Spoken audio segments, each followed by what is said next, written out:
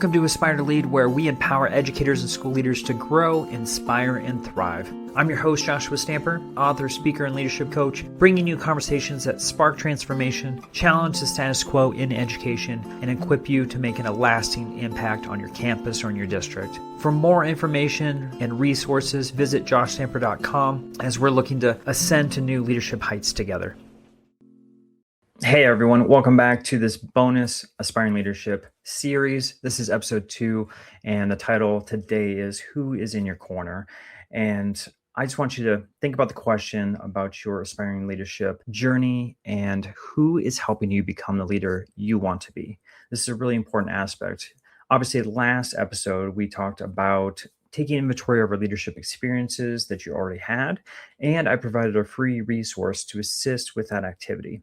Now, if you missed that last episode, I want you to go back. I think that's really the starting point in activating your leadership journey and getting the experiences needed for your next role. But today we're going to be talking about the people who can help you make sense of all those experiences, identify your next steps in your journey, and open the door for growth. Because leadership experiences matter, but relationships often help you access the right opportunities at the right time. So many aspiring leaders work incredibly hard. They take extra responsibilities, they pursue certifications and advanced degrees, but often we try to navigate all of that alone. And the truth is that growth accelerates when the right people are in your corner helping you out, because we can't advance alone. We have to have other folks assisting in that. I want you to think about some of the common challenges that you may see. Maybe this was last year, maybe it's over the summer, maybe it's now as you're getting back into school. Now, some of the challenges here, I'm going to list them out. And if one of these resonates with you, then this episode is going to help you quite a bit.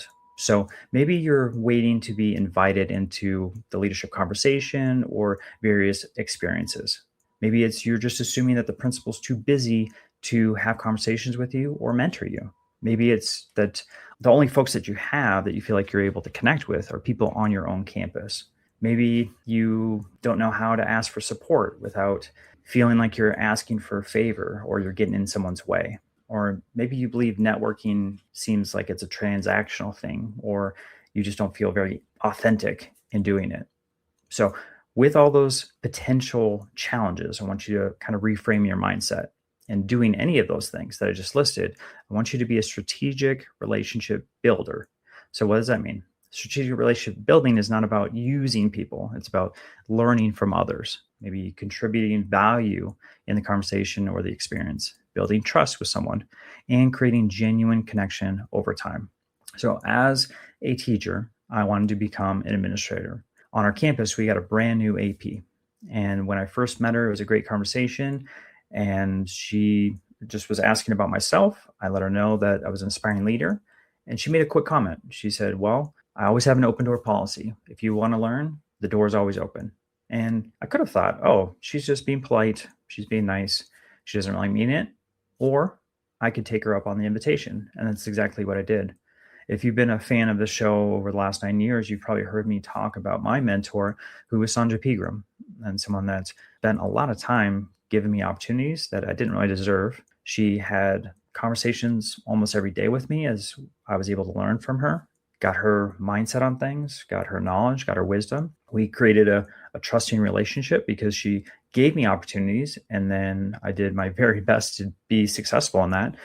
Now, sometimes I messed up, and sometimes I was young and eager and didn't have the experience or the knowledge to do the right thing. And she had to challenge me, and she had to encourage me and gave me a new perspective. She gave me confidence. So all of these things were really important. And because of her mentorship, and it wasn't just her, I had other principals and APs that poured into me also. But Sandra was the one that I've spent the most time with on my campus. My point being is, you don't need just one person to fill every role that I'm about to talk about for you to have a successful leadership journey. You need a network of people who can offer different kinds of support, because Sandra was my mentor, but there were other people that I'm going to talk about in just a second that also coached me, was my advocate, or was someone that wasn't on my campus and was in the district that really supported me also. So I want to talk about 4 people that every aspiring leader needs, and I'm going to go through these real quick. So the first one I just talked about is a mentor. someone with experience who can offer perspective, guidance, honest feedback. A mentor may be a principal, assistant principal, district leader, or someone who already has walked the path that you want to pursue. So, for instance, if you want to be a counselor someday, then you probably want to have a mentor that's a counselor or someone that's been in that field before to assist you in making sure that you have the right perspective moving forward. The second person is a coach, someone who's going to ask strong questions, hold you accountable, and help you clarify your goals. Coach helps you develop your own thinking rather than just telling you what to do.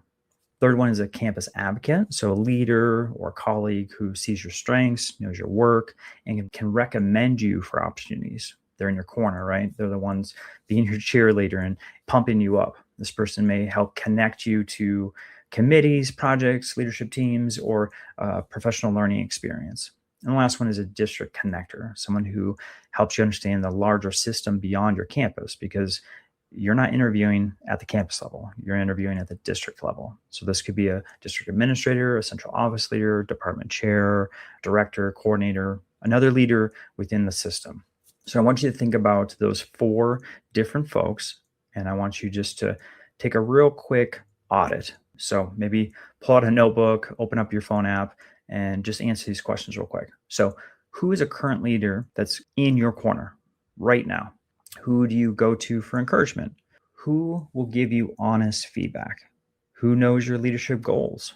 Who can help connect you to an experience that you want to have this school year?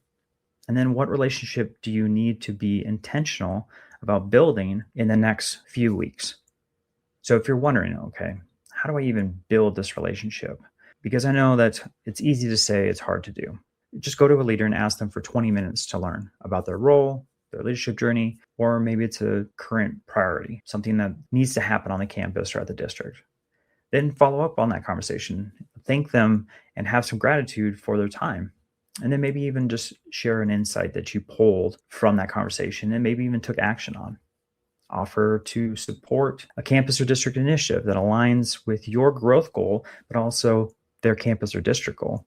Attend various meetings. It could be on a campus or district meeting, professional learning opportunity, or an event so that you can connect with other leaders on the campus or outside the campus. Ask for feedback after leading a meeting or a project or professional learning session to gain some wisdom on how you did in that opportunity. Keep your commitments and always follow through, because you need to make sure that you're growing trust through consistency. And then lastly, look for ways to give value to the relationship, not just for you to receive. Obviously, you need to receive support, but sometimes it can look transactional. So you need to make sure that you're providing value and it's a two-way street. It could be as simple as working toward a future leadership role, and I would value the chance to learn more about your leadership journey. Maybe it's, I'm hoping to grow my experience with instructional leadership this year. If an opportunity comes up to support that work, I'd be grateful to be considered. It doesn't have to be anything grand. It's just a simple ask, because if you don't knock on that door, there's no way that you're going to be invited in. Last episode, I introduced this. I have a Aspire to Lead cohort with some just fantastic aspiring leaders. And maybe you're thinking that there's a missing piece in your leadership growth and you just need more information. Maybe it's that you want some connections with other aspiring leaders. Well, this place provides that, where you can build relationships with peers who are also pursuing the same leadership roles you are. Members receive weekly Voxer support, accountability partners. We go live on Zoom, where I provide various resources for you to work through each month. And of course, there's leadership assessments and resources that I provide in addition to coaching. Because it's great that you're listening to this podcast, but I want you to go and take action. Before tomorrow, I want you to choose one person. So who is this person that I want to intentionally connect with this month? So with that, in regards to connecting and being intentional, I want you to send a message. I want you to ask for the conversation, follow up with a thank you, volunteer for an opportunity, and ask for feedback. If you can do those things, your leadership relationships are going to grow. Leadership relationships do not have to begin with a big ask. They begin with one genuine conversation.